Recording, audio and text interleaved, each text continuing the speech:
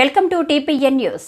యాదాద్రి జిల్లా గుండాల మండలం కొమ్మాయిపల్లి గ్రామం విశ్వజ్యోతి 4 నిత్యం కురుస్తున్న జడివానకు మిరపతోట పంట కొంత తీవ్ర ఇబ్బంది కలుగుతుందని గుండాల మండలం కొమ్మాయిపల్లి గ్రామంలో 1200 హెక్టార్లలో మిరపతోటని రైతులు సాగు చేశారు. మిరపతోట పంట ఇప్పటికే కొంత దశకు చేరుకుంది. అయితే గత వారం రోజులుగా కురుస్తున్న తుంపర వానకు పంట కోత ప్రస్తుతం మిరపతోట అందే సమయంలో వానల వల్ల పంట కోత చేయలేక ఇబ్బంది పడుతున్నారు.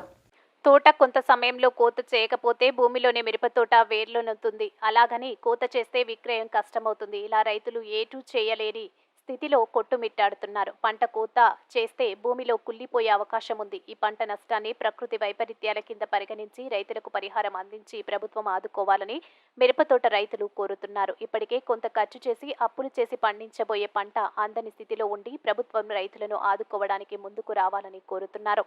అంతేకాకుండా మిరపతోట ఉన్నఫలంగా తగ్గిపోవడం పట్ల రైతులు ఆందోళన చెందుతున్నారు.